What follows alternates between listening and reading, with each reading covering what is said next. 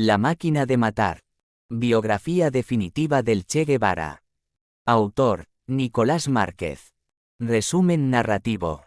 El presente resumen narrativo fue realizado por la Biblioteca Nautilus con la intención de facilitar a personas con ceguera y a estudiantes de pocos recursos el acceso al conocimiento universal. Esperamos que te sea de gran utilidad y te invita a profundizar más en el tema leyendo la obra original. No olvides apoyarnos suscribiéndote al canal y dándole like a cada una de nuestras publicaciones. Gracias. Biblioteca Nautilus bibliotecanautilus@gmail.com. Prólogo. Hace casi 10 años publiqué en Argentina una biografía sobre Ernesto Guevara, el Che. La repercusión en mi país llevó a una solicitud para una obra más amplia, publicada en Chile, que abrió puertas a nuevas documentaciones y testimonios. Esta experiencia y conocimiento han dado lugar a una biografía definitiva para conmemorar el cincuentenario de su muerte. La mayoría de las publicaciones sobre Guevara se centran en tres aspectos: sus aventuras turísticas, su labor guerrillera, y su pensamiento político y militar. En esta biografía definitiva, abordamos estos aspectos y muchos otros de su vida y obra. La mayoría de las obras existentes glorifican al Che sin contrastes críticos, presentándolo como un ícono del progresismo o un fetiche mediático. Esta visión edulcorada contrasta con la verdadera naturaleza del Che, quien a menudo es venerado sin un conocimiento profundo de su vida real. Hoy, a 50 años de su muerte, Guevara es representado en postales, camisetas y otros objetos como un símbolo de valores magnánimos, cuando en realidad, esos valores no reflejan su verdadera naturaleza. Esta biografía busca ofrecer una visión completa de su vida y evitar la ignorancia masificada sobre su legado. Nicolás Márquez. Capítulo 1. Los Guevara de la Serna. El origen de una tradición. La familia Guevara, con raíces en California y descendencia de exiliados argentinos de 1848, desarrolló un sentimiento antinorteamericano que también afectó a Ernesto Guevara de la Serna. Los Guevara, casados con descendientes de un virrey en México, se trasladaron a Argentina tras la caída de Juan Manuel de Rosas. En Mendoza, los Guevara y los Lynch, otra familia prominente, mantuvieron lazos, culminando en la unión de Roberto Guevara y Ana Lynch.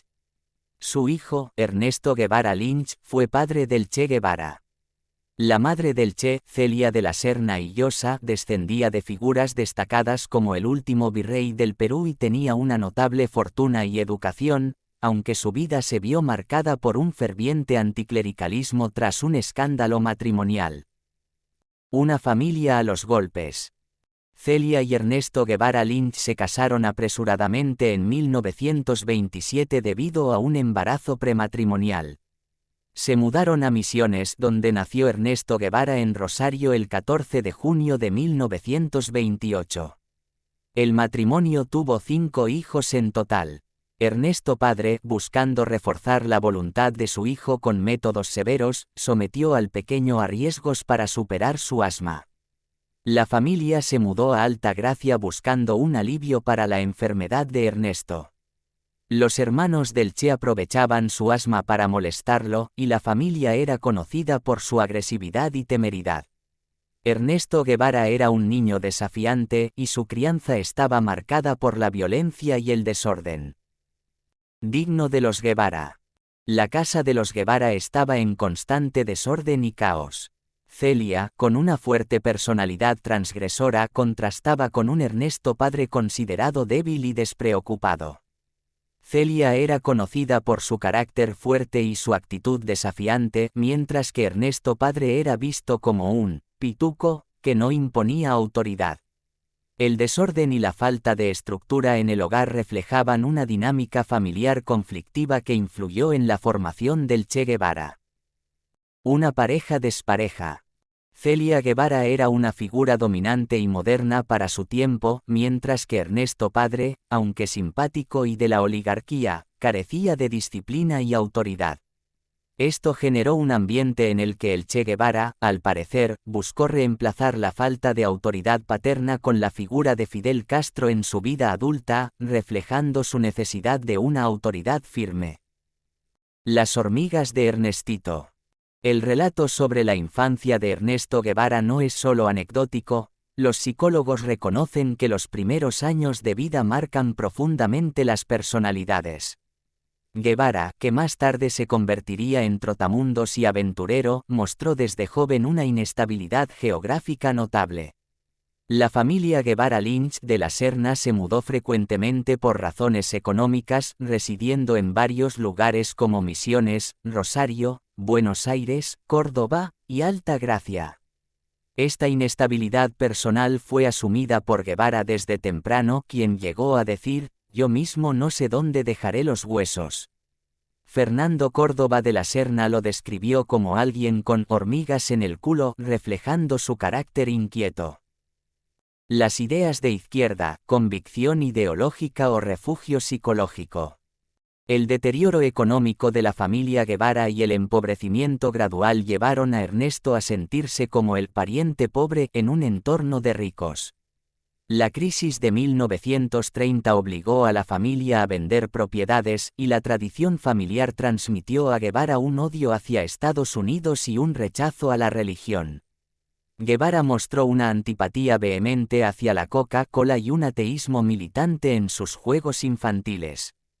Su educación y las influencias de familiares como Cayetano Córdoba Iturburu, un izquierdista prominente, así como sus amistades con hijos de republicanos exiliados, reforzaron su inclinación hacia la izquierda. Aunque Guevara inicialmente se inclinó hacia los nacionalistas y Franco, la influencia de su tío lo hizo cambiar de opinión. El Chancho Guevara. Durante su adolescencia y primera juventud, Guevara disfrutó de los privilegios de la clase alta, pero su comportamiento desaliñado y su desprecio por la higiene personal lo diferenciaban. Fue conocido por su aspecto sucio y desordenado, ganándose el apodo de El Chancho.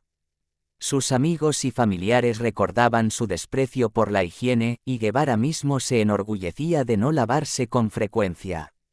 Esta actitud se acentuó durante sus tiempos como guerrillero, mostrando su capacidad de soportar condiciones antihigiénicas sin molestias.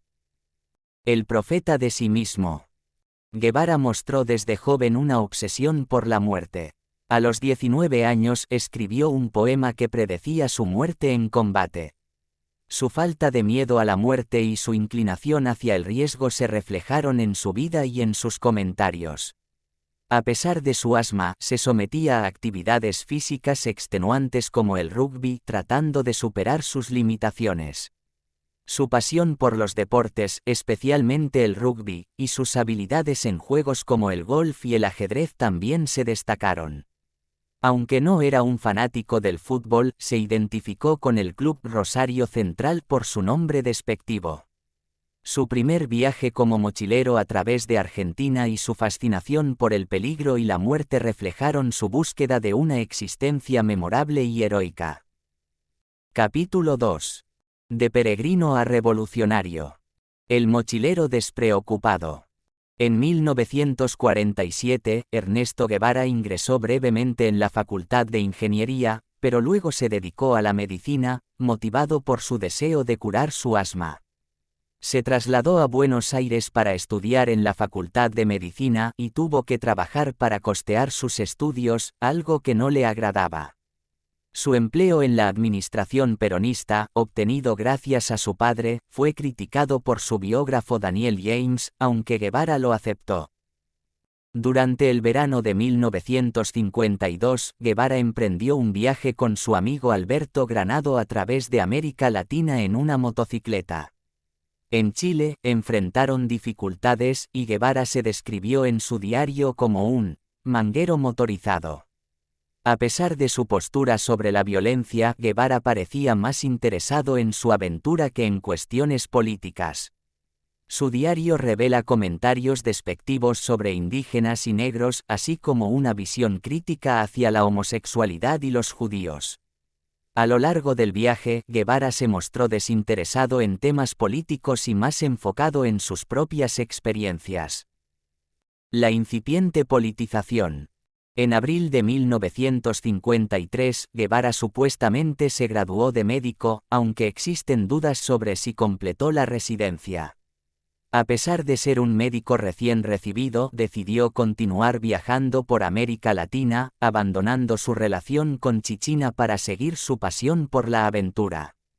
En su viaje pasó por Bolivia, Perú, Ecuador, Caracas, Panamá, Costa Rica y finalmente Managua, enfrentando dificultades económicas. Rechazó la ayuda de su padre y vendió su traje para sobrevivir. En diciembre de 1953, Guevara viajó a Guatemala gracias a un carguero. La versión oficial sugiere que fue atraído por la revolución social en curso, pero él mismo reconoció que fue más por aburrimiento y falta de planes. En Guatemala, conoció a Gilda Gadea, una activista de izquierda, quien influyó en su radicalización ideológica. Guevara, sin dinero y con problemas de salud, encontró en Gilda tanto apoyo financiero como afectivo, y su contacto con ella aceleró su inclinación hacia el marxismo. Desde joven, Guevara estuvo expuesto a influencias izquierdistas, pero no fue sino hasta más tarde que se inclinó hacia el marxismo, especialmente tras conocer a Gilda Gadea. En Guatemala, Guevara se relacionó con agentes de izquierda a través de Gilda y se sintió cómodo allí. Su vida austera era contrarrestada por pequeños trabajos que le permitían una supervivencia aceptable, aunque sus condiciones de vida seguían siendo precarias. Guevara viajaba a zonas cercanas y visitaba ruinas arqueológicas mostrando un entusiasmo turístico. En Guatemala, Guevara fue testigo de la guerra civil que involucró a Estados Unidos contra el presidente Arbenz, quien había expropiado tierras a la United Fruit. Guevara presenció el derrocamiento de Arbenz por el general Castillo Armas el 18 de junio de 1954. Aunque describió el evento de forma festiva en sus cartas, mostró desconfianza hacia la libertad de prensa y criticó a Arbenz por no haber tomado medidas más drásticas. Guevara reconoció que el derrocamiento no era impopular y lamentó la pérdida de un puesto que le había. Después de los eventos en Guatemala, Guevara viajó a México, donde se dedicó a la fotografía y a trabajos informales mientras conocía a cubanos exiliados. Allí, comenzó a relacionarse con activistas cubanos, incluidos Raúl y Fidel Castro. La relación con Fidel Castro, iniciada en una cena en julio de 1955, fue instantáneamente positiva para Guevara, aunque algunos testimonios sugieren que fue más servil que igualitario. Fidel Castro, quien había sido indultado tras el fallido asalto al cuartel Moncada, llegó a México en julio de 1955 para reorganizar la lucha contra Batista. Guevara, impresionado por Castro, se unió al movimiento 26 de julio como médico de la expedición. A pesar de su deseo inicial de vagar por Europa, Guevara se comprometió a luchar en Cuba, motivado por una mezcla de romanticismo y aventura. Gilda Gadea anunció su embarazo, lo que llevó a Guevara a casarse con ella. Aunque Guevara expresó su malestar por la situación, la relación continuó. Guevara, antes de involucrarse en la revolución, vivía una vida de vagabundeo y escaso compromiso profesional. Sus reflexiones y correspondencia revelan un hombre más interesado en explorar el mundo que en la revolución, aunque eventualmente se unió a la causa cubana influenciado por Castro. Ernesto Guevara, antes de ser un guerrillero, era un médico y fotógrafo sin grandes aspiraciones revolucionarias. Su vida cambió drásticamente después de conocer a Fidel Castro, con quien se unió a la lucha revolucionaria en Cuba, impulsado por una mezcla de romanticismo, aventurismo y la posibilidad de conocer un nuevo país. Capítulo 3. La Cuba de Fulgencio Batista. Situación institucional.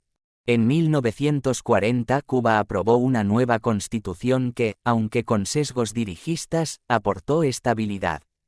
Los presidentes eran elegidos por sufragio popular para períodos de 4 años sin reelección. Fulgencio Batista, 1940-1944, fue el primero en asumir bajo esta constitución, seguido por Ramón Grau San Martín, 1944-1948, y luego por Pío Socarrás. Batista, temiendo la derrota en las elecciones de 1952, realizó un golpe de Estado sin apoyo popular, que condujo al asalto al cuartel Moncada por Fidel Castro en 1953, el cual fracasó y resultó en la condena de Castro a 15 años de prisión. Batista, en contraste con las versiones comunistas, mostró cierto nivel de apertura, como el indulto a Castro en 1955. A pesar de las elecciones de 1955, donde Grau San Martín se retiró antes de las votaciones, Batista gobernó legítimamente entre 1940, 1944 y durante su segundo período, 1952-1954, hasta que, tras la Revolución de 1959, Andrés Rivero Agüero ganó las elecciones, aunque no asumió debido al triunfo de la revolución. Situación económica. A finales de los años 50, Cuba se destacaba económicamente. Contrario al mito de pobreza, Cuba estaba en el lugar 22 global en ingresos per cápita y el tercer país más próspero de Latinoamérica. La economía cubana era comparativamente fuerte, con un ingreso per cápita en 1953 similar al de Italia y un alto nivel de importación y desarrollo en infraestructura. El capital estadounidense en Cuba era bajo, y la propiedad cubana en la industria azucarera y los depósitos bancarios estaban en aumento. Además, la capacidad de consumo y construcción privada reflejaba un crecimiento sólido. En términos alimentarios, Cuba superaba en un 10% los mínimos de calorías recomendadas. Situación sanitaria y educacional. En 1959, Cuba ya tenía logros destacados en educación y salud. Era líder en alfabetización en Hispanoamérica y dedicaba una proporción significativa del ingreso nacional a educación. En comunicaciones y tecnología, Cuba tenía una alta densidad de radios, televisores y teléfonos. En salud, contaba con una alta proporción de médicos, una baja tasa de mortalidad infantil y una esperanza de vida superior a la de varios países. Estos logros preexistían a la Revolución de 1959, lo que sugiere que los avances en salud y educación no fueron exclusivamente producto de la Revolución. En resumen, aunque el gobierno de Batista tuvo rasgos autoritarios y corruptos, la situación económica, educativa y sanitaria en Cuba antes de 1959 era notablemente buena. La administración de Batista, aunque cuestionable, no era el principal problema del país. Capítulo 4. Rumbo a la Sierra Maestra. Los preparativos en México. En octubre de 1955, Fidel Castro viajó a EEU en busca de fondos para su guerrilla, en lugar de dirigirse a la URSS. En EEU, recaudó fondos para armas y organización. Castro prometió desembarcar en Cuba antes de fin de 1956. En México, se entrenó a las milicias rebeldes bajo el coronel Alberto Bayo en una finca aislada en Chalco, donde cerca de 100 guerrilleros recibieron entrenamiento riguroso. Guevara se destacó por su dedicación, utilizando el entrenamiento para probarse a sí mismo y enfrentando las incomodidades con determinación. Naufragio en Cuba. El 25 de noviembre de 1956, Castro, Guevara y 79 hombres partieron en el yate Granma hacia Cuba. El viaje estuvo plagado de problemas técnicos y tormentas, y el desembarco se retrasó. Llegaron a Playa Las Coloradas en lugar de Niquero. Los guerrilleros se encontraron con un fuerte ataque de las fuerzas batistianas, causando confusión y bajas. Guevara, junto con algunos compañeros, se dirigió a la Sierra Maestra en condiciones extremas. Tras varias dificultades y escasez de recursos, finalmente se reunieron con los sobrevivientes y Castro, quien impuso disciplina estricta para reorganizar al grupo. El doctor Ernesto Guevara en Sierra Maestra, Guevara comenzó a ganarse la simpatía de los campesinos actuando como médico, aunque su conocimiento era limitado. A pesar de su transformación en guerrillero comunista, Guevara mantenía problemas de asma y una falta de higiene que afectaba su reputación. Los testimonios de compañeros revelan su mal olor y su actitud hacia los demás. La guerrilla en Sierra Maestra enfrentó grandes dificultades, pero Guevara y sus compañeros intentaron consolidarse y ganar apoyo local mientras se enfrentaban a numerosos desafíos. La sed de sangre del Dr. Primer combate. En enero, la guerrilla de Castro atacó un cuartel en La Plata con 32 combatientes. Los soldados de Batista no ofrecieron resistencia, resultando en 2 muertos y 5 heridos por parte del enemigo y 3 prisioneros, sin bajas propias. Luego, Guevara enfrentó su primer combate en la Choza de Arroyo del Infierno, donde mató a un soldado con un disparo certero. Motivaciones del Che. Guevara, con formación médica y guerrillera, expresó en una carta a su esposa el 28 de enero de 1957 su deseo de sangre. Su presencia en Cuba fue fortuita, pues no pudo viajar a España y conoció a Fidel en México. Castañeda sugiere que su amor por la guerra podría estar vinculado a su asma, ya que la adrenalina podría influir en su salud. Ideología y guerra. Guevara rechazó posiciones moderadas y veía la realidad en términos de amigos y enemigos. Para él, la guerra no era un medio para un fin, sino un fin en sí mismo, fuente de alegría y paroxismo. Sus notas y cartas revelan una connotación erótica hacia la guerra y el combate, con un entusiasmo por el conflicto y el peligro. Actitud hacia la muerte. Guevara parecía buscar el riesgo y la muerte, a veces imprudentemente. En una ocasión, en Sierra Maestra, se dio cuenta de su necesidad de vivir cuando estuvo acorralado. Aunque no buscaba la muerte directamente, sus acciones reflejaban un desenfreno hacia el peligro. Fusilador debutante. En la Sierra Maestra, Guevara instauró la pena de muerte para evitar deserciones y derrotismo. Acusó al guerrillero Eutimio Guerra de ser informante y lo ejecutó basándose en intuiciones sin pruebas claras. Otros compañeros se opusieron, pero Guevara procedió con la ejecución, justificando el acto como necesario en el contexto revolucionario. Este evento no fue aislado, Guevara continuó con fusilamientos dentro de su tropa por motivos de desconfianza y disciplina. Capítulo 5. El mito de la Revolución cubana. La guerrilla rural como factor decorativo de la revolución. Contrario a la leyenda castrocomunista, Fidel Castro no era comunista en sus inicios y afirmaba luchar para reinstalar la democracia y la Constitución de 1940. Este mensaje moderado le otorgó apoyo popular y del gobierno de Estados Unidos.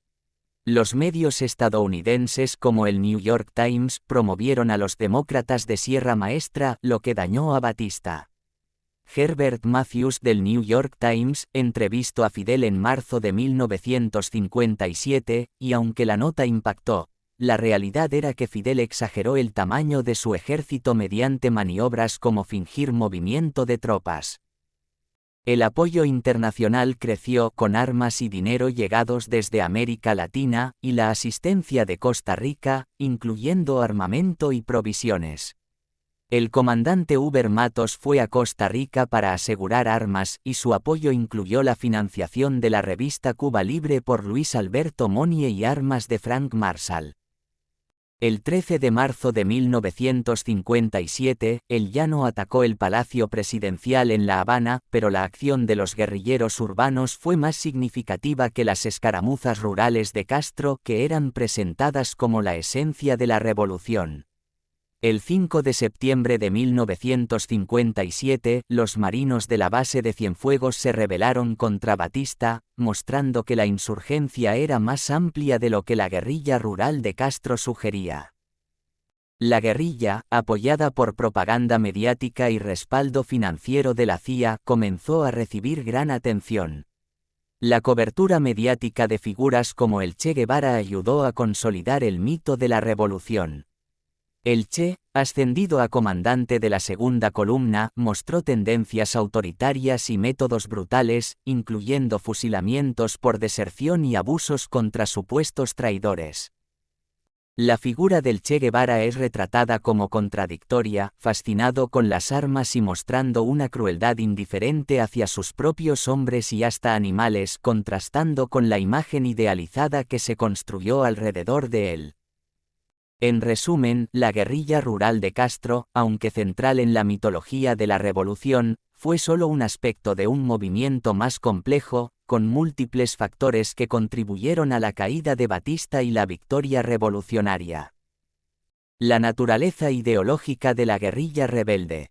La guerrilla antibatistiana, o ejército rebelde, se dividía en dos grupos principales: el llano, ideología moderada en zonas urbanas, y la guerrilla rural, liderada por el movimiento 26 de julio bajo Castro.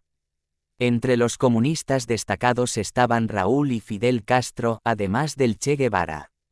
Fidel, para mantener apoyo internacional y nacional, negó vínculos comunistas, a pesar de que su discurso radical se asemejaba al populismo latinoamericano de la época. La ideología comunista de Castro era débil y su formación marxista no era sólida, aunque pudo haber tenido convicciones comunistas. La fecha exacta de la conversión comunista de Fidel es debatida. Se argumenta que, sin Guevara, Fidel podría no haberse convertido en comunista, y viceversa. Algunos antecedentes sugieren que Castro tenía inclinaciones marxistas desde antes de 1959. En 1953, Castro era miembro del Partido Ortodoxo, y anteriormente estuvo en la organización trotskista Unión Insurreccional Revolucionaria. Castro, a pesar de su aparente desdén por el comunismo, eventualmente se declaró marxista-leninista. El Che Guevara, aunque entusiasta del marxismo, no era un pensador profundo, sino un lector que radicalizó sus ideas. Veía el marxismo casi como una religión.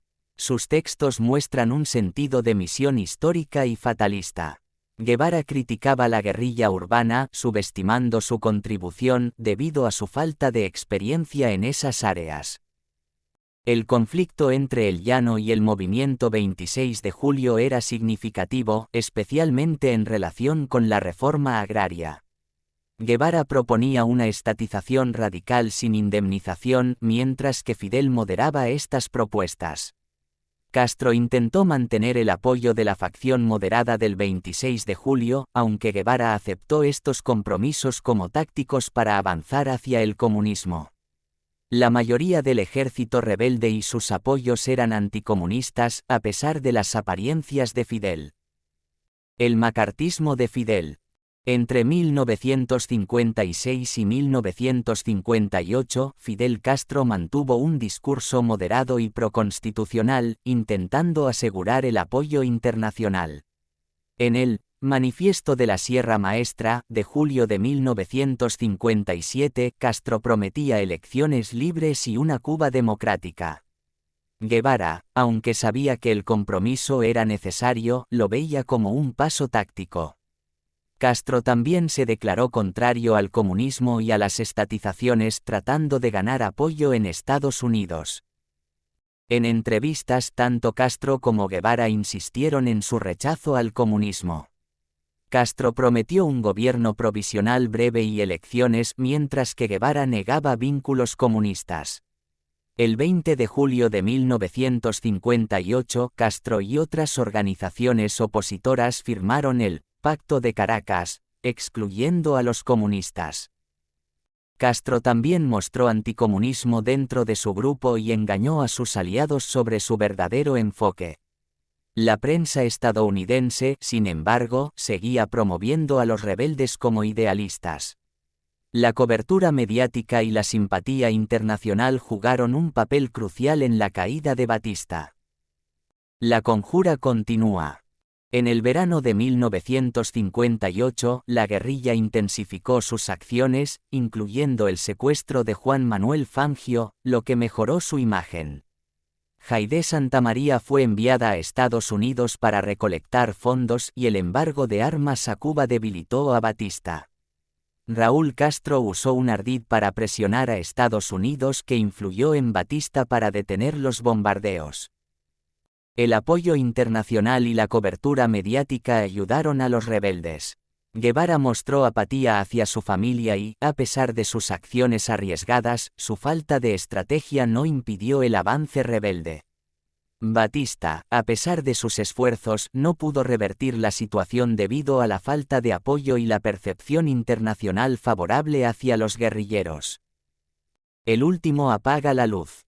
Las semanas finales de 1958 mostraron un ejército de Batista cada vez más reacio al combate, con soldados que se rendían fácilmente. Huber Matos, en sus memorias, relata que el 2 de noviembre su tropa cercó el cuartel del Central Algodonal, logrando la rendición de los soldados a cambio de su libertad o incorporación a las filas rebeldes con el acuerdo de cantar el himno nacional.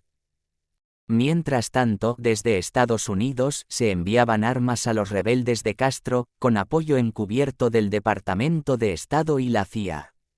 Matos reporta una creciente deserción entre los soldados de Batista y el buen estado de ánimo entre los rebeldes que recibieron armas de Venezuela. El 14 de diciembre, el ejército batistiano estaba en retirada, sin señales de ofensiva. Los soldados vendían sus armas y no cumplían con su deber. Batista enfrentaba múltiples frentes, la presión estadounidense, la deserción interna, y el apoyo internacional a los rebeldes.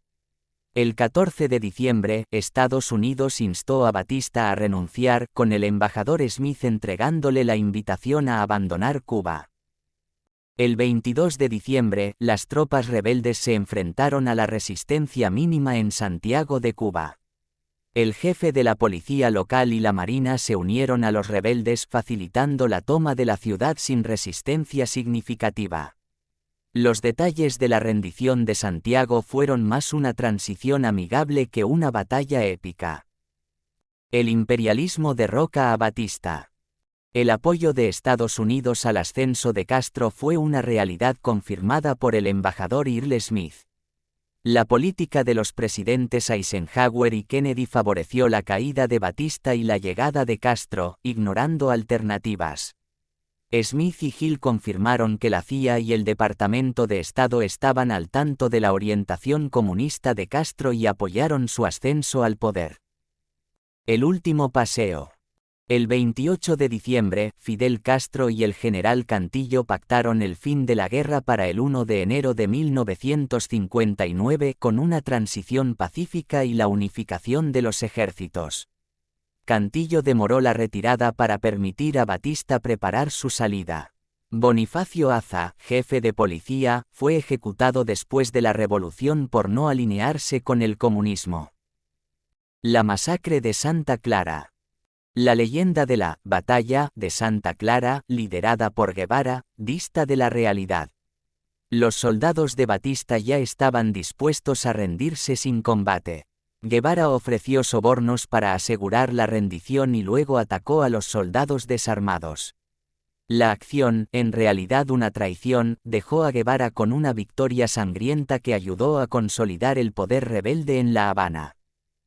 La traición de Guevara y la masacre del tren blindado, aunque glorificada en la propaganda, fue un acto de crueldad innecesaria. Guevara no documentó la acción en su diario, revelando una falta de grandeza en el evento. La revolución estaba prácticamente ganada con o sin la épica que se le atribuye. Capítulo 6. La revolución Traicionada. La foto de la revolución. En Santa Clara, un cuartel batistiano de 1.300 soldados se rindió sin resistencia significativa, y Guevara traicionó a los soldados sobornados. Huber Matos, en Santiago de Cuba, avanzó sin disparar. Batista, en el exilio, formó una junta militar que apoyó a los rebeldes. El coronel Rego Rubido se unió a la causa rebelde, liberando a los presos políticos.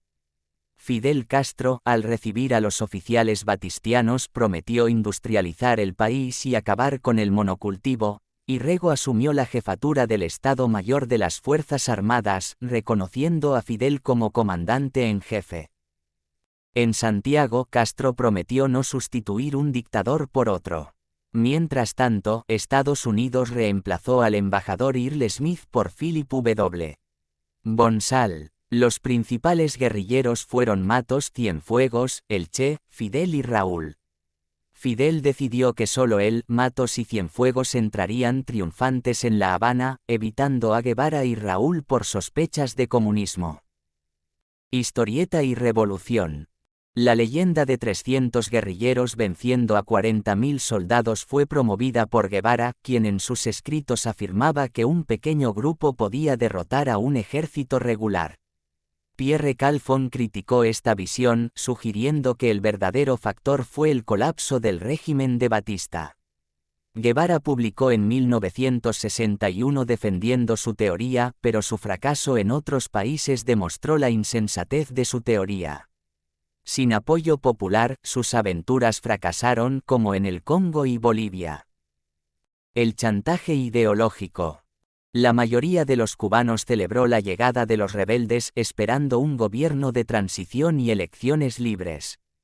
Castro, el 8 de enero de 1959, pronunció un discurso en el que enfatizó el carácter nacionalista de la revolución. El 22 de enero, Fidel prometió justicia social y elecciones libres a 400 periodistas. Guevara, relegado, ordenó la ejecución de policías que no apoyaron la revolución. En su visita a Estados Unidos, Castro negó ser comunista, ofreciendo un discurso anticomunista y visitando importantes figuras políticas.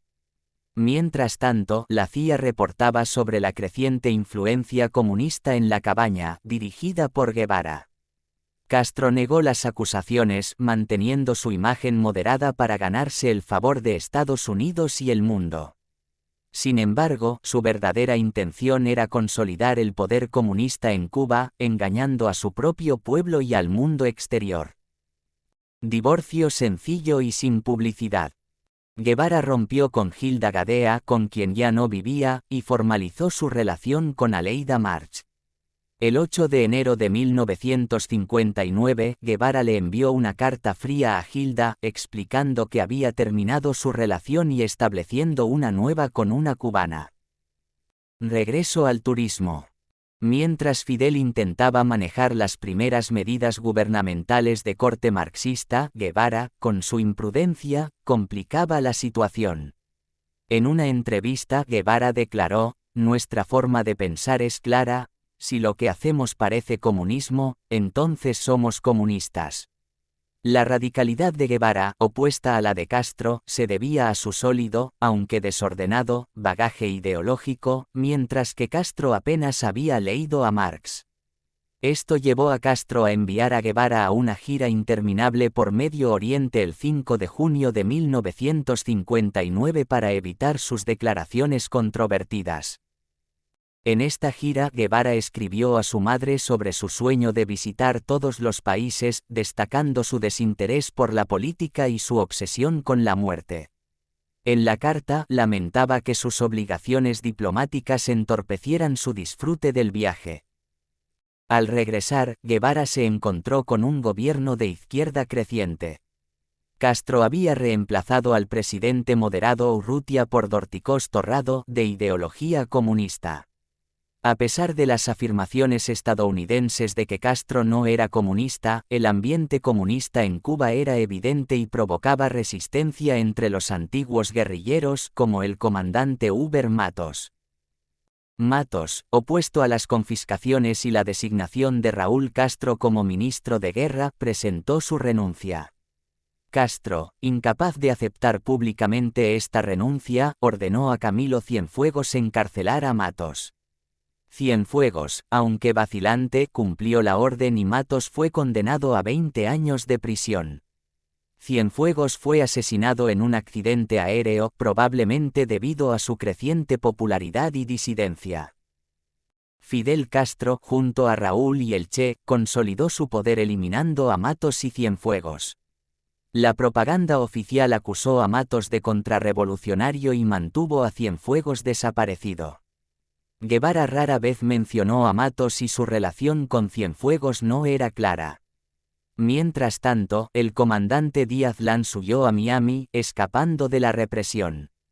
La revolución, que comenzó con promesas de unidad, quedó marcada por la traición y el control absoluto de Castro, con Guevara y Raúl ocupando roles prominentes.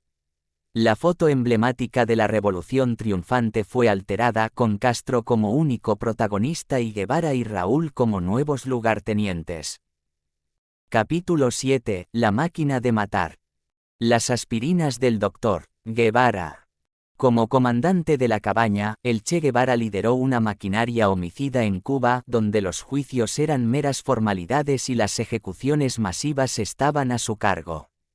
En la cabaña, Guevara actuaba como presidente del tribunal, fiscal y comandante en jefe, con la máxima de, ante la duda, mata. Guevara justificó las ejecuciones sin pruebas diciendo que eran necesarias para la revolución. La práctica de los fusilamientos. Guevara instauró la pedagogía de los paredones de fusilamiento y obligó a todos en la cabaña a participar en las ejecuciones. Según testimonios, él presenciaba las ejecuciones fumando un habano y, en ocasiones, obligaba a los familiares de las víctimas a pasar por el paredón manchado de sangre. Defensa de los fusilamientos. Guevara defendía las ejecuciones como un acto de justicia revolucionaria, afirmando que, la justicia revolucionaria es de verdad justicia. Afirmaba que las ejecuciones eran una imposición del pueblo, intentando colectivizar la responsabilidad de estas acciones. Métodos y testimonios. El Che fue descrito como implacable y sin remordimientos. Las ejecuciones eran rápidas, a menudo sin un juicio justo, con una mentalidad de, el oficial investigador siempre tiene la razón. Algunos testimonios describen cómo el Che ordenaba fusilamientos arbitrarios, incluso de menores de edad. Simulacros de fusilamiento. Guevara también empleaba simulacros de fusilamiento como una forma de tortura psicológica, destacándose su crueldad y falta de piedad hacia los prisioneros. Número estimado de víctimas del Che Guevara. La cifra exacta de víctimas de Guevara es difícil de determinar, pero sus ejecuciones directas e indirectas se cuentan por centenares. Fue tanto autor material como intelectual de muchos asesinatos, destacándose por su brutalidad en las ejecuciones durante la Revolución cubana. Conclusión. Guevara se fanatizó con el marxismo y se convirtió en un verdugo implacable, dirigiendo cientos de ejecuciones durante la Revolución cubana. Su legado, sin embargo, es presentado de manera ambigua, siendo aclamado por algunos como un revolucionario heroico y condenado por otros como un asesino despiadado. Ejecutados por el Che en la cabaña.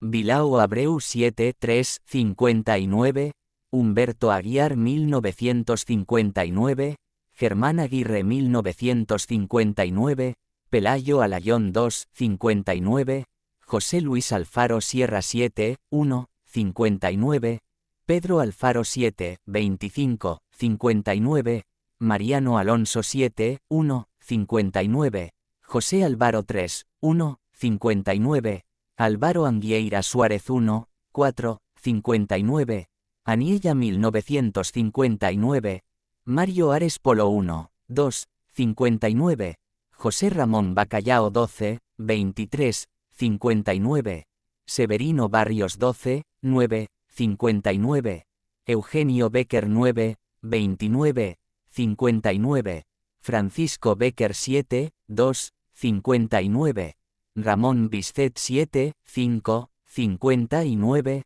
Roberto Calzadilla 1959, Eufemio Cano 4, 59, Juan Capote Fiallo 5, 1, 59, Antonio Carralero 2, 4, 59, Gertrudis Castellanos 5, 7, 59, José Castaño Quevedo 3, 6, 59, Raúl Castaño 5, 30, 59, Eufemio Chala 12, 16, 59, José Chamace 10, 15, 59, José Chamizo 3, 59, Raúl Clausell 1, 28, 59, Ángel Clausell 1, 18, 59. Demetrio Clausell 1, 2, 59. José Clausell 1, 29, 59. Eloy Contreras 1, 18, 59. Alberto Corbo 12, 7, 59. Emilio Cruz Pérez 12, 7, 59. Orestes Cruz 1959. Adalberto Cuevas 7, 2, 59. Cuni 1959. Antonio de Beche 1, 5, 59. Mateo Delgado 12, 4, 59. Armando Delgado 1, 29, 59. Ramón Despagne 1959. José Díaz Cabezas 7, 30, 59. Fidel Díaz Marquina 4, 9, 59. Antonio Duarte 7, 2, 59. Ramón Fernández Ojeda 5, 29, 59. Rudy Fernández 7, 30, 59. Ferran Alfonso 1, 12, 59. Salvador Ferrero 6, 29, 59. Víctor Figueredo 1, 59. Eduardo Forte 3, 20, 59. Ugarde Galán 1959. Rafael García Muñiz 1, 20, 59. Adalberto García 6, 6, 59. Alberto García 6, 6, 59. Jacinto García 9, 8, 59. Evelio Gaspar 12, 4, 59. Armada Gil y 10 Cabezas 12, 4, 59. José González Malagón 7, 2, 59. Evaristo Venerio González 11, 14, 59. Ezequiel González 59. Secundino González 1959. Ricardo Luis Grao 2, 3, 59. Ricardo José Grau 7, 59. Óscar Guerra 3, 9, 59. Julián Hernández 2, 9, 59. Francisco Hernández Leiva 4, 15, 59. Antonio Hernández 2, 14, 59. Gerardo Hernández 7, 26, 59. Olegario Hernández 4, 23, 59. Secundino Hernández 1, 59. Rodolfo Hernández Falcón 1, 9, 59. Raúl Herrera 2, 18, 59. Jesús Insúa 7, 30, 59. Enrique Izquierdo 7, 3, 59. Silvino Junco 11, 15, 59. Enrique La Rosa 1959. Bonifacio Lasaparla 1959. Jesús Lazo Otaño 1959. Ariel Lima Lago 8, 1, 59. Menor de edad René López Vidal 7, 3, 59. Armando Más 2, 17, 59. Ornelio Mata 1, 30, 59. Evelio Mata Rodríguez 2, 8, 59. Elpidio Mederos 1, 9, 59. José Medina 5, 17, 59. José Mesa 7, 23, 59. Fidel Mesquía Díaz 7, 11, 59. Juan Manuel Milián 1959. José Milián Pérez 4, 3, 59. Francisco Mirabal 5, 29, 59. Luis Mirabal 1959. Ernesto Morales 1959. Pedro Morejón 3, 59. Carlos Muñoz MD 1959. César Nicolardes Rojas 1, 7, 59. Víctor Nicolardes Rojas 1, 7, 59. José Núñez 3, 59. Viterbo O'Reilly 2, 27, 59. Félix Oviedo 7, 21, 59. Manuel Paneque 8, 16, 59. Pedro Pedroso 12, 1, 59. Diego Pérez Cuesta 1959, Juan Pérez Hernández 5, 29, 59, Diego Pérez Crela 4, 3, 59. José Pozo 1, 59, Emilio Puebla 4, 30, 59, Alfredo Pupo 5, 29, 59, Secundino Ramírez 4, 2, 59, Ramón Ramos 4, 23, 59, Pablo Ravelo Jr.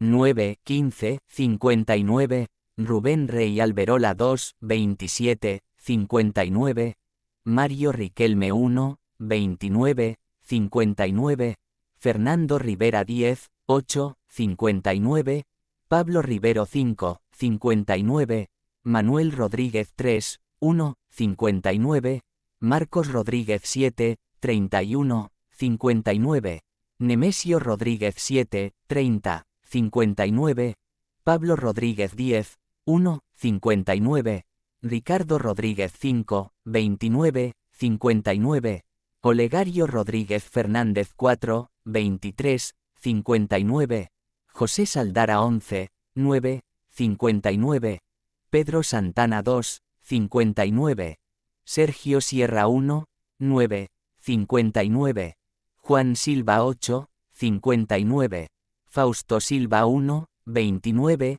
59, Elpidio Soler 11, 8, 59, Jesús Sosa Blanco 2, 8, 59, Renato Sosa 6, 28, 59, Sergio Sosa 8, 20, 59, Pedro Soto 3, 20, 59, Óscar Suárez 4, 30, 59.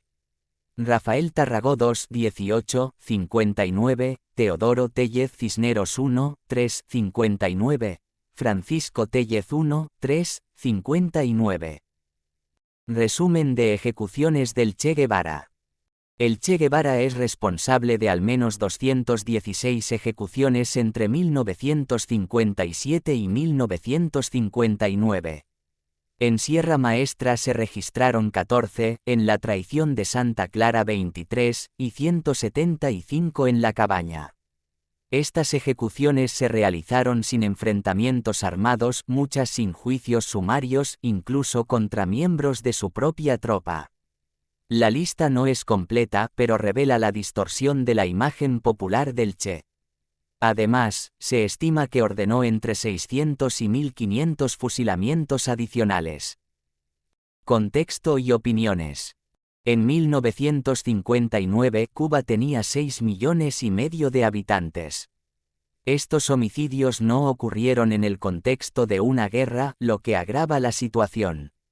Incluso Juanita Castro Ruz, hermana de Fidel y Raúl, describió al Che como un personaje cruel que instauró el terror en Cuba.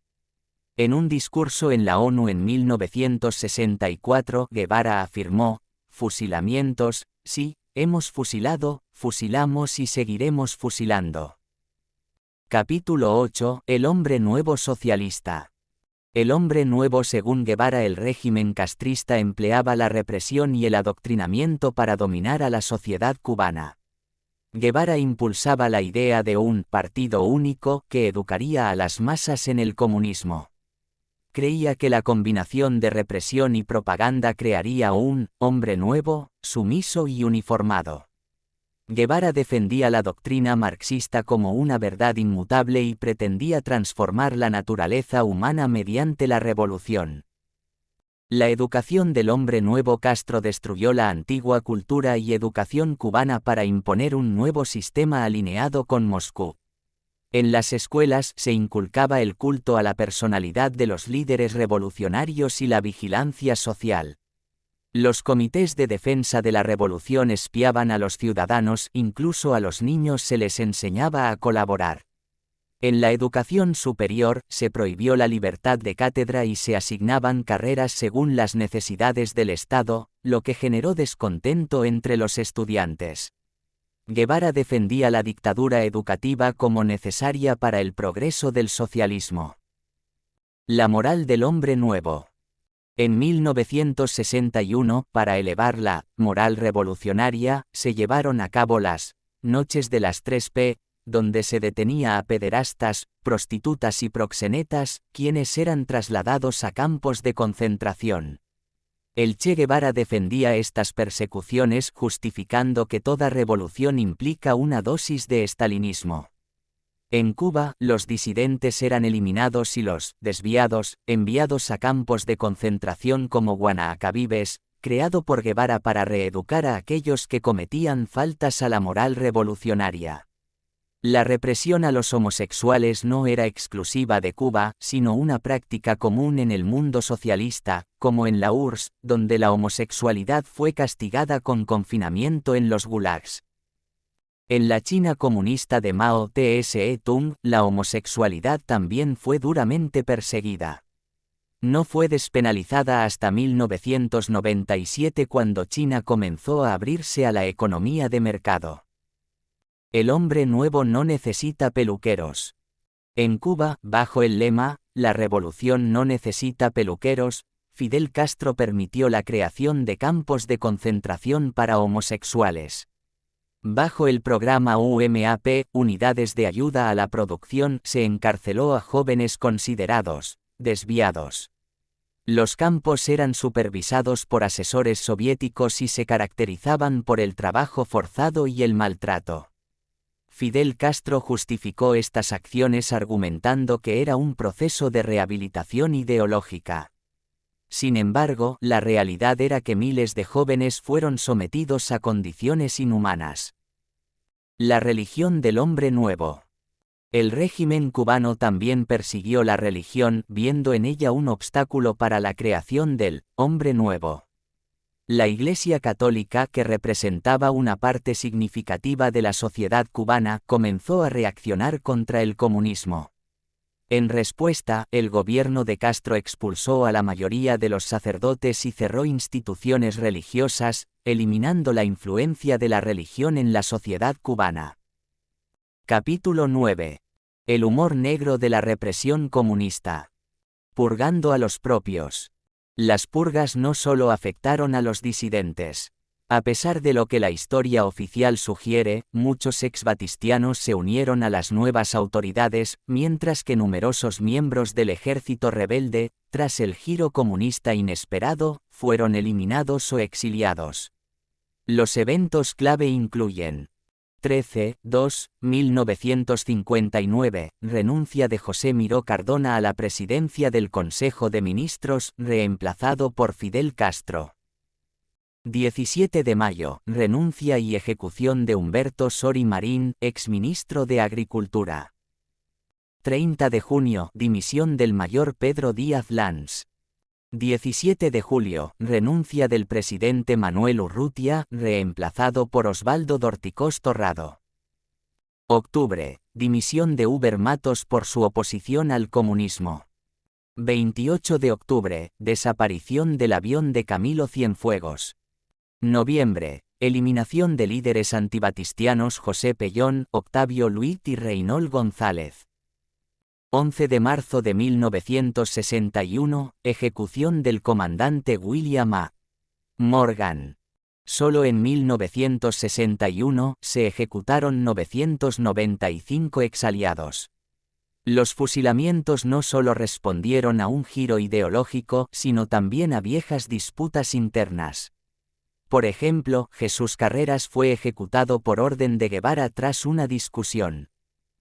La nueva élite gobernante se redujo a Fidel, Raúl y el Che, con exbatistianos y viejos comunistas en posiciones clave. Los guerrilleros del Granma que sobrevivieron al desembarco enfrentaron severas represalias como encarcelamiento o exilio. La guerrilla anticastrista de los excastristas. El descontento con el régimen Castro-guevarista llevó a una guerrilla anticastrista que surgió a partir de 1960. Estos grupos, compuestos en parte por exaliados de Castro, se refugiaron en la Sierra del Escambray y llevaron a cabo una resistencia significativa, a pesar de la falta de coordinación. Los grupos más destacados incluyeron al MRR y la ACU, ambos con fuerte componente religioso. Carlos Montaner señala que estos grupos actuaron con un impulso apostólico y enfrentaron al régimen con valentía. La represión comunista fue feroz, llevada a cabo por la LCB, lucha contra bandidos, y resultó en miles de fusilamientos y encarcelamientos. La Ley 425 y la Ley 988 sancionaron severamente a los disidentes. La represión se intensificó con el uso de tácticas brutales, incluyendo desalojos forzados y torturas. La guerrilla anticastrista enfrentó dificultades debido a rumores sobre apoyo externo, lo que ralentizó sus acciones. Finalmente, la rebelión fue sofocada para 1965. Raúl Castro admitió pérdidas significativas y el número de organizaciones guerrilleras se mantuvo en 179. El spa de la revolución.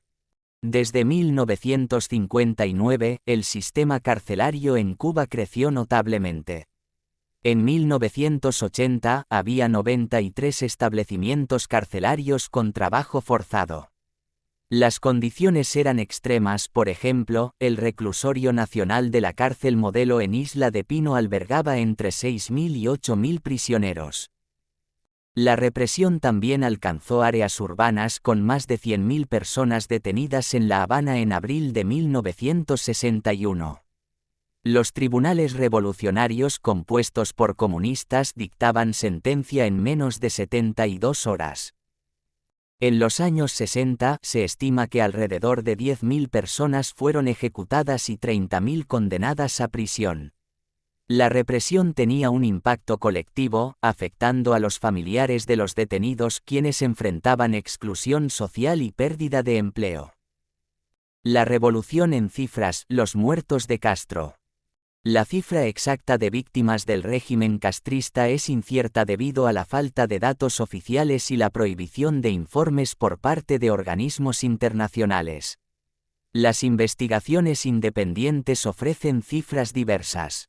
Hacia 1970, la embajada española calculó 22.000 muertos en cárceles y 2.000 ahogados en intentos de escape. En 1997, el Libro Negro del Comunismo reportó 17.000 fusilamientos desde 1959 y más de 100.000 en campos de concentración. Un informe del Miami Herald en 2006 elevó la cifra a 31.173 muertos, incluyendo fusilamientos y desaparecidos.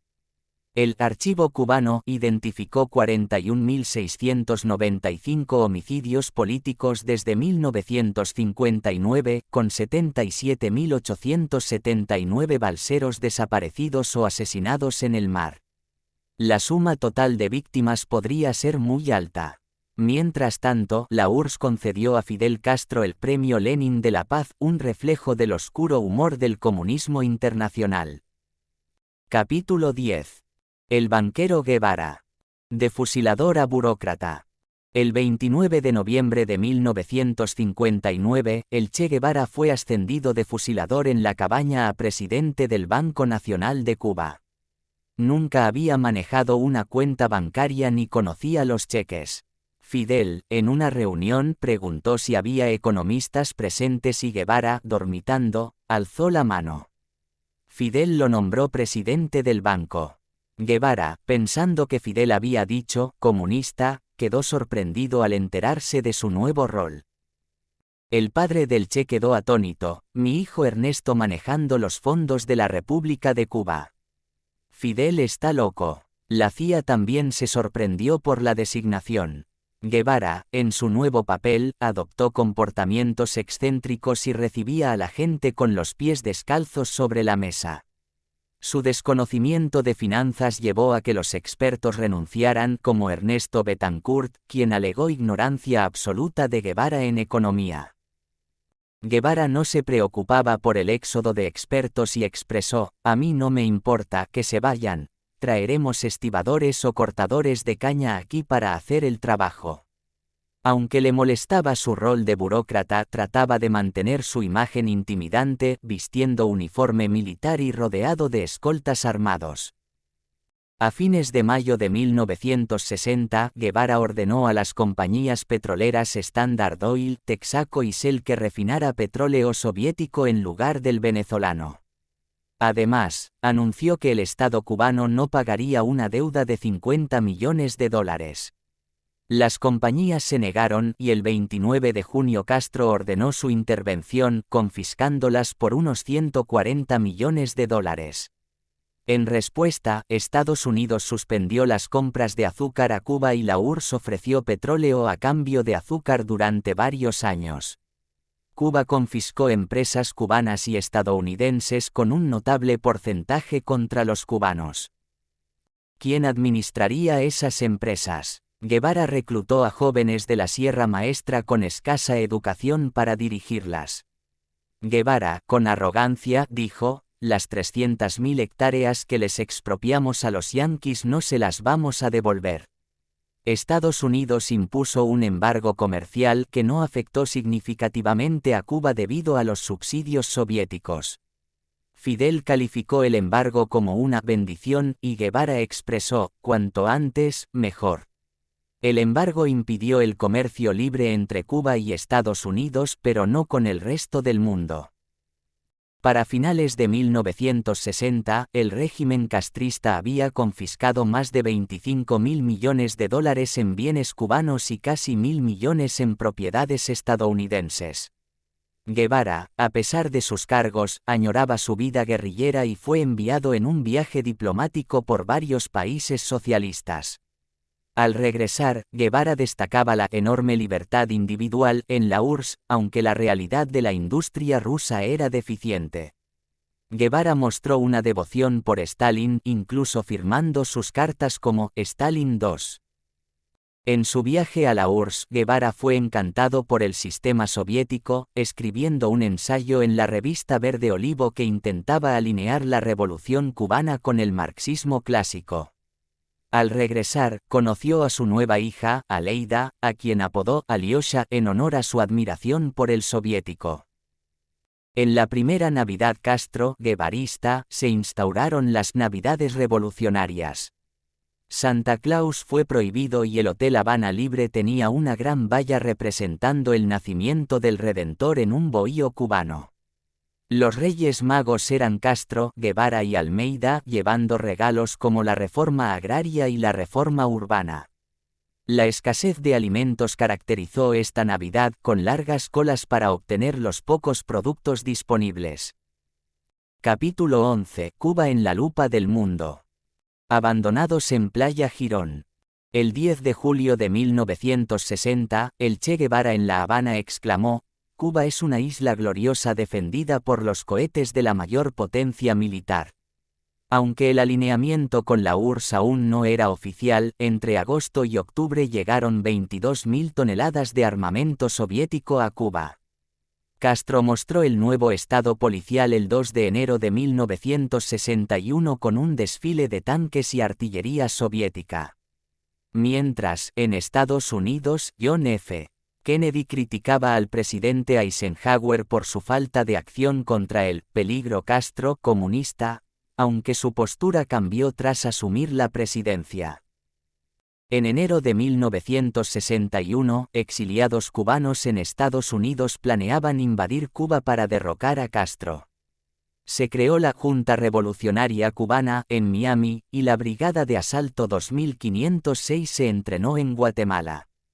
Sin embargo, la Hispanic American Report y otros medios revelaron los detalles del entrenamiento, facilitando la tarea de Castro.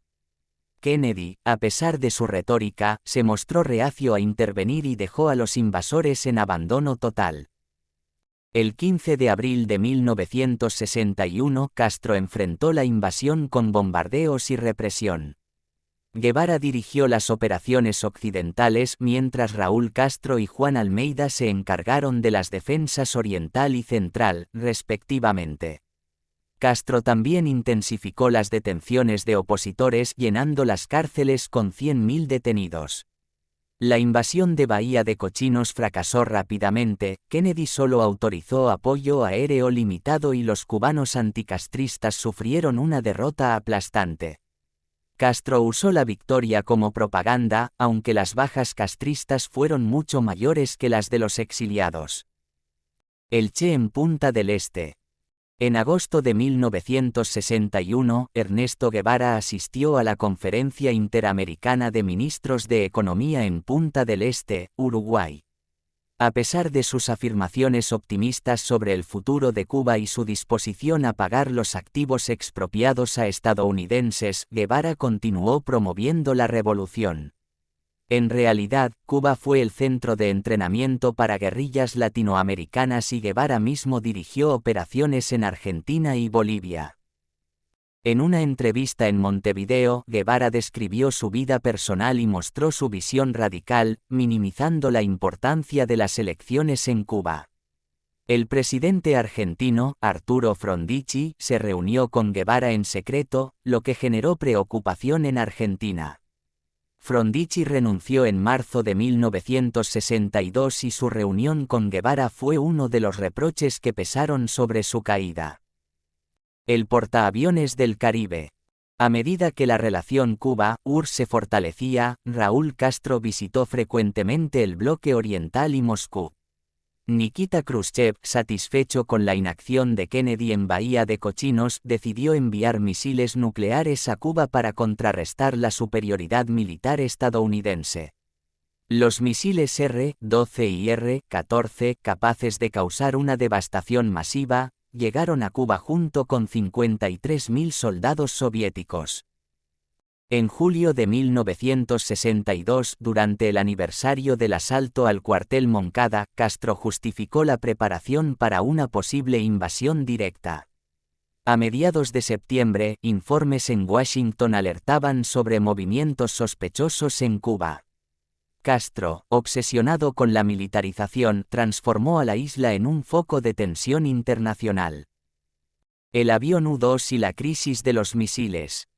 El avión U-2 fue derribado, sorprendiendo a Estados Unidos, que había decidido destruir las bases SAM en Cuba en caso de que uno de estos aviones fuera abatido. Kennedy, sin embargo, se retractó de la decisión del Comité Ejecutivo, EXCOM, y ordenó no responder. Khrushchev aprovechó la situación, burlándose de Kennedy, según John Lee Anderson. La indecisión de Kennedy frente a la amenaza comunista era inaceptable. Además de haber financiado al castrismo, Estados Unidos abandonó a los cubanos en Playa Girón y permitió que la URSS instalara misiles en Cuba y derribara un avión de reconocimiento. La situación era crítica, pero Kennedy mostraba una pasividad inquietante. Los aviones de reconocimiento de Estados Unidos identificaron 28 barcos soviéticos en rumbo a Cuba y localizaron 6 submarinos rusos en el Atlántico. Las fuerzas antisubmarinas norteamericanas podían rastrearlos y no representaban una amenaza nuclear. A pesar de ello, el embajador británico recomendó acercar el bloqueo a Cuba, y Kennedy aceptó. Khrushchev, según Mario Lazo, mostró miedo, pero el pánico era infundado, ya que Kennedy buscaba persuadir a Khrushchev sin tomar represalias. El bloqueo se mantuvo firme, y el 25 de octubre, 12 de los 25 barcos rusos dieron la vuelta. Después de 27 días, 57 barcos habían sido autorizados a entrar en el bloqueo, con un retroceso soviético evidente. Sin embargo, los misiles ya instalados en Cuba seguían siendo una preocupación. Kennedy y Khrushchev negociaron un acuerdo bilateral en el que Estados Unidos desmantelaría su base de cohetes en Turquía a cambio de que la URSS retirara los misiles de Cuba. Fidel Castro se sintió marginado y sorprendido por la noticia de la retirada de los misiles, que se enteró a través de la prensa. Khrushchev justificó la retirada de los misiles por la amenaza de una guerra nuclear, mientras que Castro mostró desilusión por no haber alcanzado una guerra mundial. Guevara, frustrado, expresó su deseo de que Cuba continuara la lucha, a pesar de los riesgos nucleares. Guevara y la Revolución Argentina. Desde 1963, Guevara intentó llevar la revolución a Argentina. Enviaron una expedición a Salta liderada por Jorge Ricardo Masetti con el objetivo de establecer una guerrilla. Guevara planeaba un ataque en Argentina, pero el grupo enfrentó problemas internos y desconfianza de los campesinos. Masetti y su grupo, conocido como Ejército Guerrillero del Pueblo, EGP, fallaron en atraer apoyo local. La gendarmería local, alertada por los lugareños, descubrió las actividades guerrilleras. Masetti ejecutó a sus subordinados problemáticos y el grupo se enfrentó a la oposición de las fuerzas legales. El grupo sufrió numerosas bajas y finalmente Masetti y Atilio desaparecieron, presumiblemente muertos en un accidente o por huir. La intentona guerrillera del Che en Argentina resultó en un fracaso total. El hijo de Masetti, Jorge, expresó su desdén por el culto a la personalidad, incluyendo el de Guevara, a pesar de la conexión cercana con su padre. Capítulo 12. El ministro Guevara. El industrialismo mágico. Castro confiaba en pocos y no tenía muchos cuadros destacados. Aunque Guevara había fracasado como presidente del Banco Nacional, Fidel lo nombró ministro de Industria el 23 de febrero de 1961. Guevara, instalado en el edificio en la Plaza de la Revolución, anunció en febrero de 1961 al diario Revolución: el próximo quinquenio será el de la industrialización de Cuba. Queremos montar, en paralelo, una industria ligera y una pesada. Guevara tenía bajo su mando toda la industria azucarera, telecomunicaciones, minería, y más de 287 empresas, con más de 150.000 empleados. Guevara, incómodo con subordinados más capacitados, nombró a 200 jóvenes inexpertos para dirigir las industrias estatales. Enrique Oltuski describe el caos en la administración y John Lee Anderson señala que la mayoría eran semiletrados. El Che intentó compensar la inexperiencia con su voluntad y la ayuda soviética, que prometió numerosas fábricas y aumento de producción.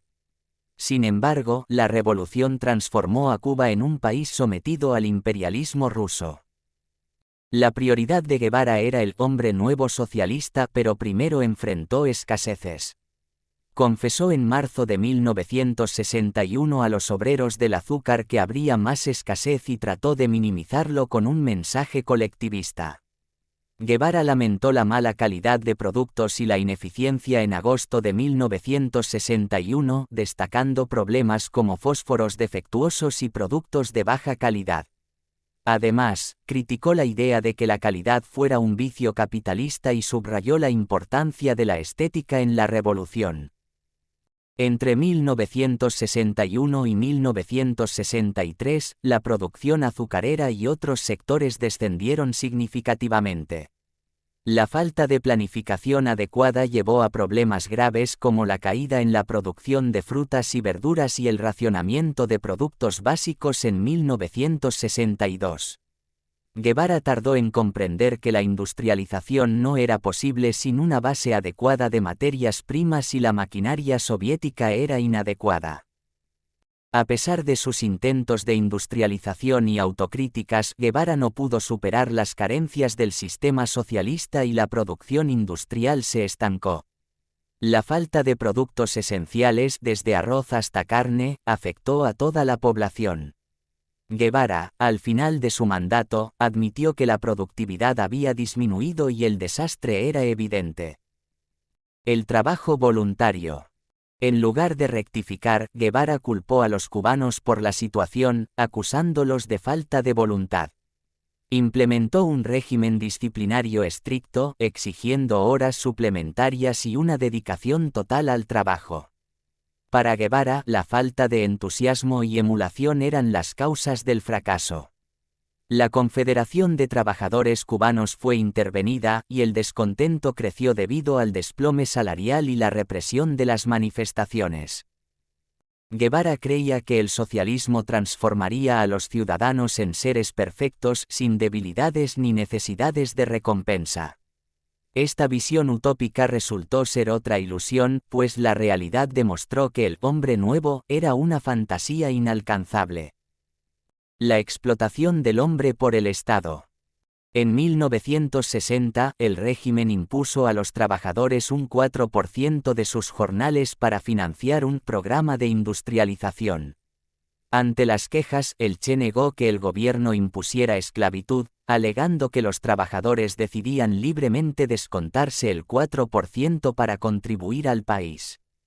Además, el régimen eliminó el derecho a huelga que existía en tiempos de Batista, y el Che afirmó que los trabajadores debían acostumbrarse al colectivismo y no tener derecho a huelga. Estas modificaciones resultaron en la eliminación de beneficios laborales previos como vacaciones pagadas, licencias por enfermedad y aguinaldos, reduciendo las ganancias anuales de los trabajadores en un 45%. El Congreso Comunista agregó 2 horas extra de trabajo diario sin pago y promovió el trabajo voluntario en lugar de vacaciones. El Che propuso que los directivos trabajaran en actividades manuales para fomentar la camaradería socialista. La revolución también liberó a las mujeres de la explotación capitalista, enviando a 196,000 a trabajos pesados al aire libre. Desde 1959 hasta 1994, más de 1,100 mujeres fueron encarceladas por delitos de opinión en condiciones inhumanas. A pesar de esto, las feministas a veces mezclan su emblema con el del comandante heroico. El Che reconoció en 1961 que el régimen imponía una explotación militarista, describiendo el trabajo como abrumador y diciendo que los individuos eran considerados solo como números en una guerra. La política se consolidó con leyes radicales como la Reforma Agraria de octubre de 1963 que afectó a pequeños agricultores, y la Ley de Justicia Laboral de octubre de 1964 que imponía severos castigos por delitos laborales. Bajo la presión, la administración se volvió hostil. José Pekín Pujols recordó el miedo en el ministerio y cómo el Che firmaba sentencias de muerte sin mirar los papeles. La falta de motivación y el temor llevaron a la improductividad generalizada. Carlos Alberto Montaner señaló que Guevara fracasó como ministro por su fe en el hombre nuevo, produciendo poco y cometiendo graves errores administrativos. El compañero Che, el más igual entre los iguales. No todos los trabajadores eran sancionados por distracciones. El jefe de los escoltas del Che, Dariel Alarcón, recordó cómo el Che solía encerrarse con sus amantes en su despacho. A pesar de sus esfuerzos por crear hombres nuevos, Guevara tuvo varios hijos no reconocidos como Óscar Pérez y Mirko. No obstante, Guevara siempre se las rebuscaba para escapar de la realidad y proseguía con su fantasía del hombre nuevo, y la falta de tales especímenes fue el argumento que utilizó como excusa para justificarse ante Fidel mediante una carta sobre este otro fracaso suyo: «Puedo asegurarte que si no fuera por mí, este bello sueño se desintegraría en medio de la catástrofe general». Hay que tener realmente el espíritu bien templado para aguantar las cosas que suceden aquí. No se trata de hombres buenos. Aquí hacen falta superhombres. Esta apelación obsesiva al hombre de acero, según el agudo prisma de Díaz Araujo, obedecía a que Guevara era aristócrata antes que aristocratizante. Y, por más marxista que hubiera sido, nunca se apeó de su rango social. Nobleza obliga. Él, descendiente de virreyes, se sentía más obligado a emprender la aventura, ahora denominada internacionalismo proletario, que cualquier patán del común. Ahí está la clave de las exigencias y rigorismos con su propia persona, hombre nuevo, cuya interpretación desvela a los especialistas. Él trasvasó 2 de sus categorías vitales, el aristócrata lo transformó en el hombre nuevo y el aventurero en el internacionalista. La cuestión es que el hombre nuevo nunca apareció, pero el que sí se apersonó fue el escurridizo Kabila, quien el 7 de julio mostró su rostro. Guevara anotó su asombro ante el manejo político de Kabila y la actitud de los africanos, hizo hablar a los campesinos, dando respuestas rápidas y que satisfacían a la gente. Todo acabó con una pequeña pachanga bailada por los mismos participantes al son de una música cuyo estribillo cantado era: «Kabila va, Kabila Para levantar la moral de las tropas, Guevara propuso operaciones de menor tenor en lugar de ataques rimbombantes. Los informes indicaban que por la ruta hacia Albertville pasaba sin custodia un camión cada 2 días y se fijó ese objetivo sencillo como parte del entrenamiento. 50 hombres atacaron al camión. Con un bazucazo se abrió el fuego, paralizando el vehículo y luego dispararon acribillando a balazos a los 2 conductores, de los que solo uno portaba armas.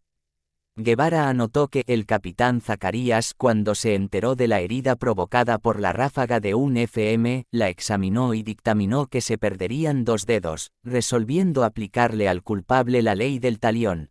Allí mismo sacó un cuchillo y le hubiera cortado la extremidad al pobre diablo si no fuera por la intervención de M. Billy, quien con mucho tacto logró que se lo perdonara. La tragicomedia de esta emboscada incluyó la borrachera de los guerrilleros ruandeses, pues en el camión había cerveza y whisky.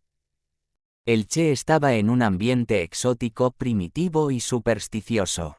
No debería haber averiguado estos detalles antes de lanzarse a su aventura.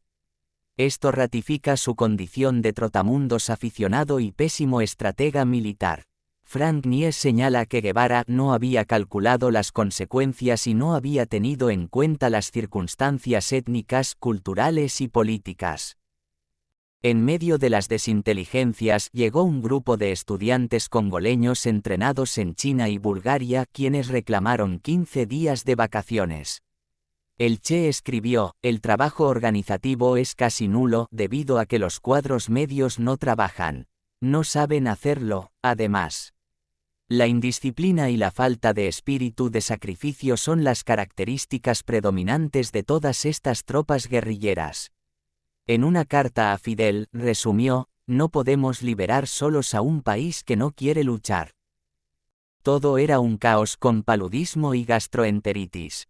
Guevara anotó: más de 30 defecaciones en 24 horas. Las trincheras no eran útiles ya que los soldados congoleños las evitaban. Emilio Aragonés confesó: nosotros no entendíamos qué cojones estábamos haciendo allí.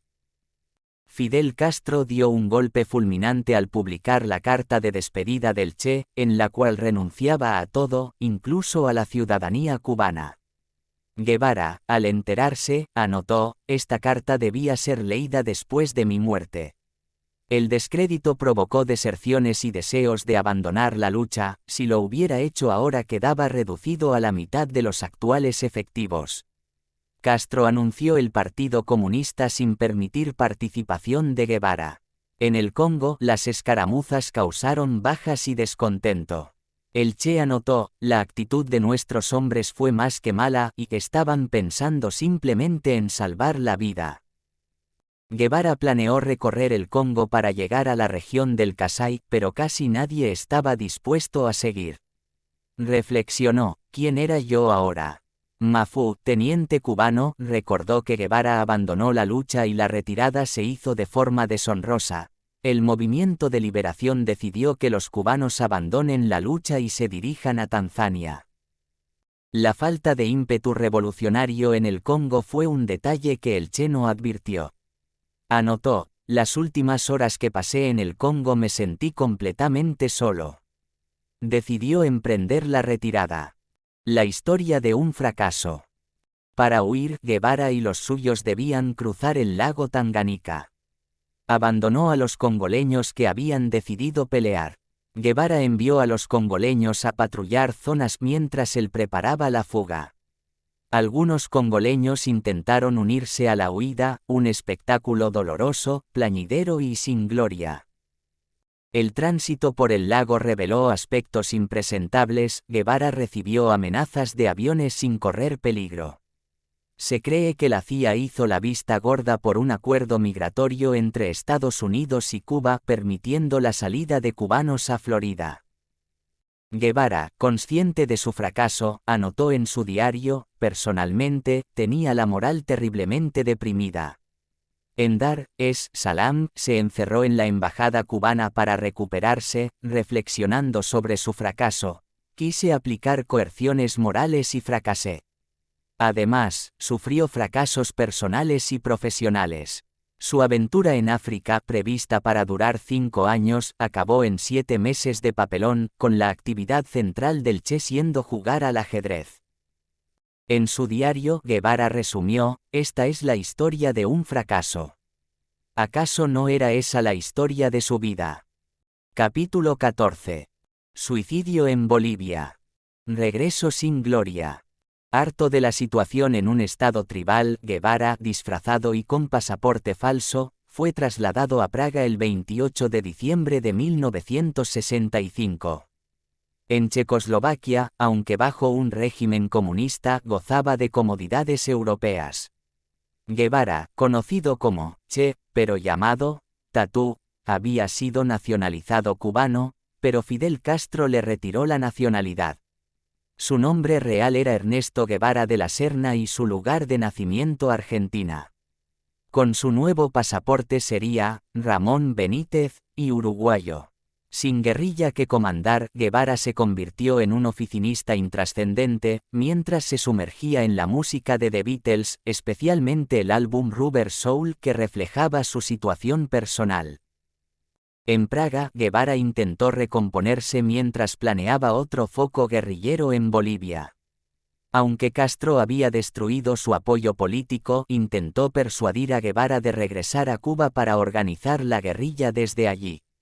A pesar de la oferta de Fidel, Guevara regresó a Cuba con una apariencia transformada y bajo el nombre de Ramón Benítez.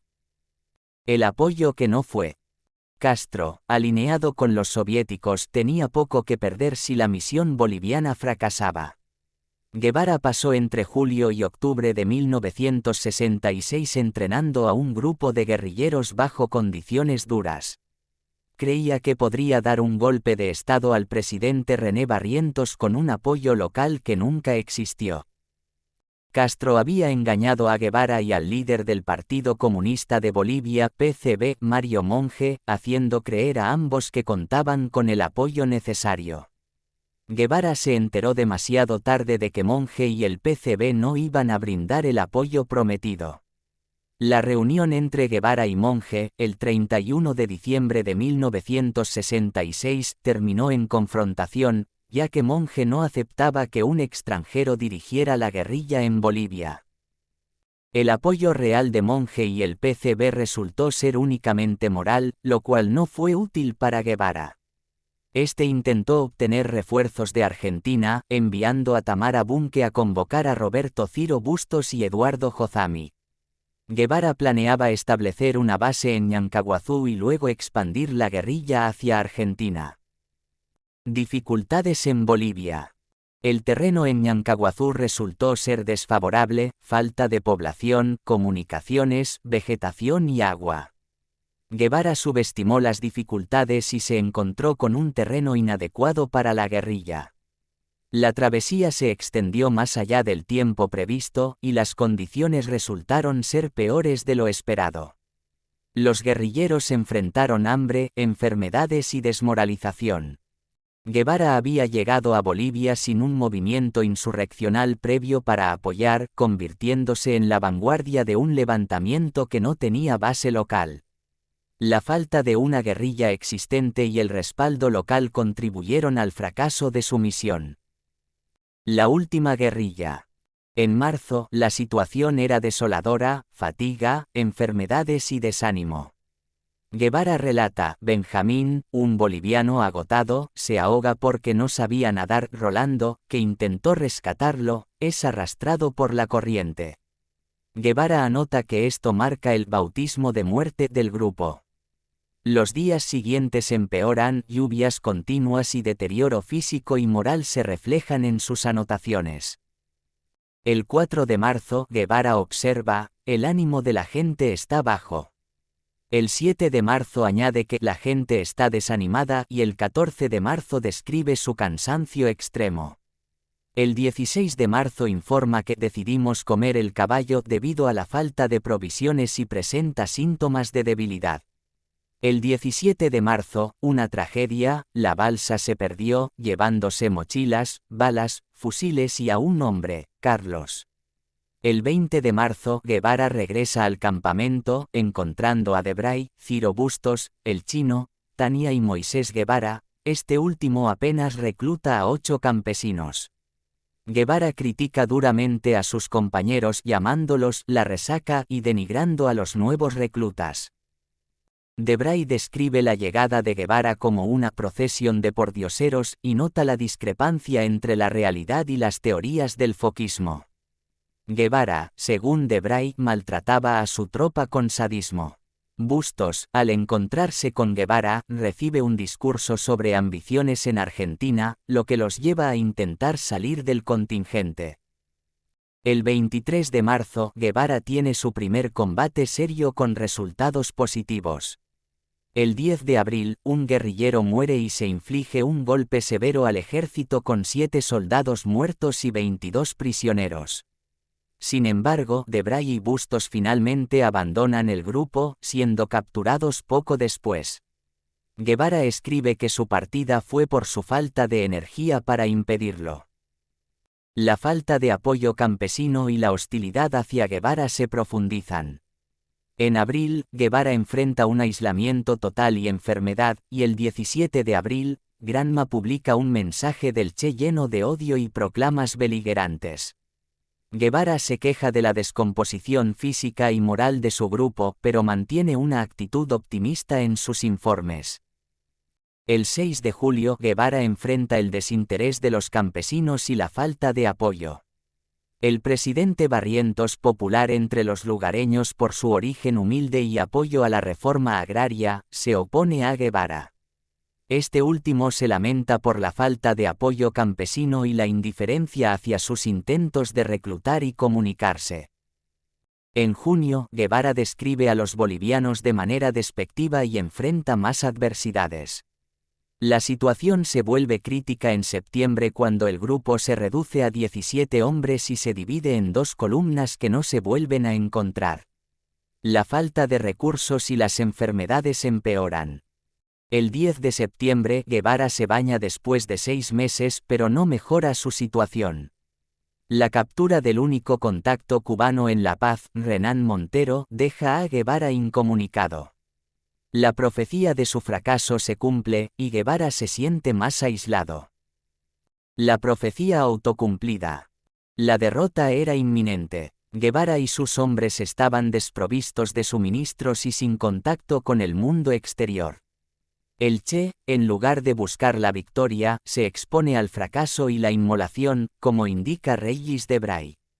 Guevara, con un afán de inmortalidad, se deja morir. Aunque no se suicida, parece aceptar su destino de manera fatalista. El 7 de octubre, Guevara está cercado y recibe una oferta de un campesino que podría haber revelado su ubicación. El general Gary Prado recibe la información y organiza la captura. Guevara, en su diario, refleja su desesperación y la inminencia de su captura. De fusilador a fusilado. Guevara y Willy son llevados al pueblo de La Higuera donde Guevara es encarcelado. Durante una conversación con Prado, Guevara admite el error de su misión y critica la intervención extranjera en Bolivia. La conversación revela la falta de coherencia en su misión y la realización tardía de sus errores. Especulaciones, delaciones y responsabilidades. La mayoría de investigadores, testigos y biógrafos coinciden en señalar a Regis Debray como el principal responsable de la delación de Guevara en Bolivia. Aleida Guevara, hija del Che, denuncia, en el diario de mi padre se lee, Debray habló más de la cuenta. Además, antes no se sabía quién comandaba la guerrilla, y a partir de entonces sí.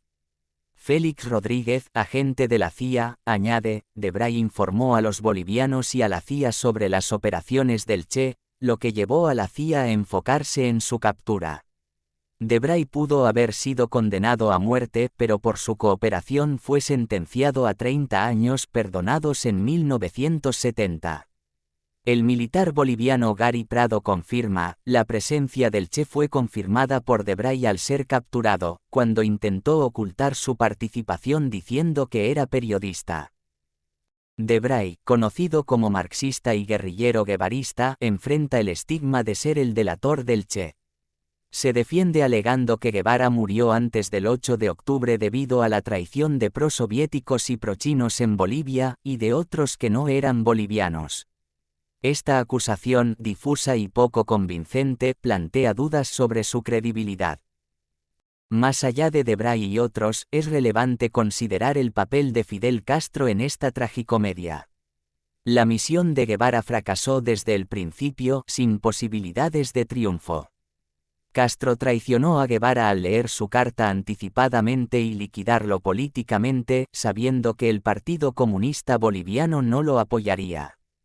Castro ordenó el regreso de su contacto urbano sin enviar reemplazo y no envió refuerzos ni realizó gestiones diplomáticas para salvar al Che. Fidel sabía que Guevara estaba acabado y, por acción u omisión, facilitó su derrota. Dariel Alarcón Benigno declaró a Corriere della Sera que la muerte del Che se debió a una maquinación de Fidel Castro y la Unión Soviética, quienes lo consideraban una amenaza para su estrategia. La traición de Fidel y los soviéticos se evidenciaría en el mal equipamiento enviado al Che, como confirma Félix Rodríguez. Cuba mandó un equipo de radio roto y retiró al único agente cubano en La Paz bajo el pretexto de la visa vencida. Esto dejó al Che solo y prácticamente lo mandó a la muerte.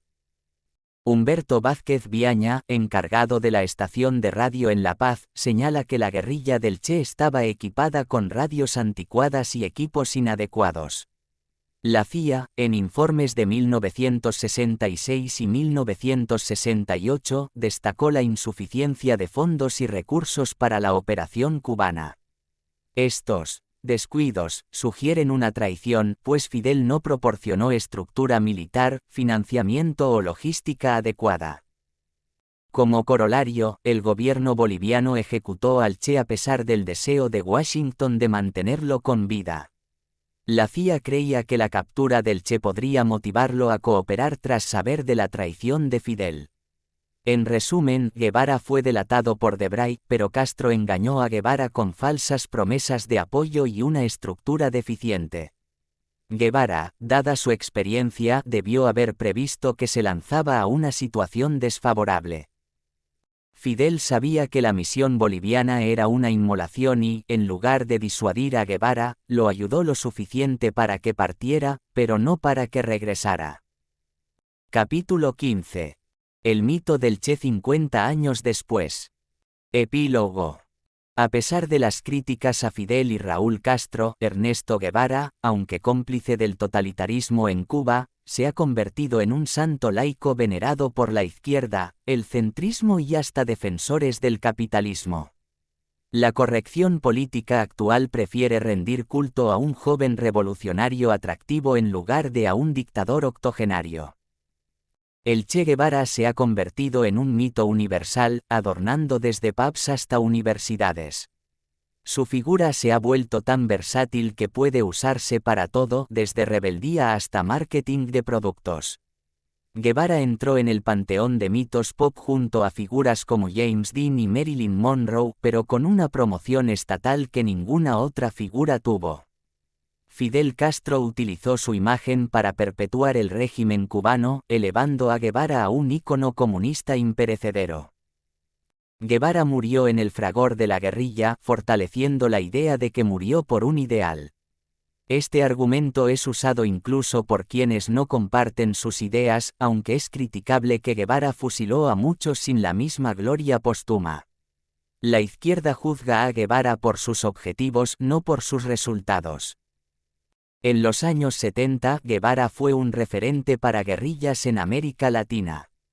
Hoy, ha sido absorbido como un fetiche estético del esnovismo progresista, gracias a la icónica foto de Alberto Korda, reproducida en pósters y productos diversos. Esta imagen ha sido adaptada a los tiempos modernos en redes sociales y merchandising, lo que contrasta con su imagen de revolucionario. La figura del Che se ha convertido en un símbolo de disconformidad más que de ideología radical. De ser un guerrillero a convertirse en un souvenir comercial, su imagen se vende en artículos de todo tipo.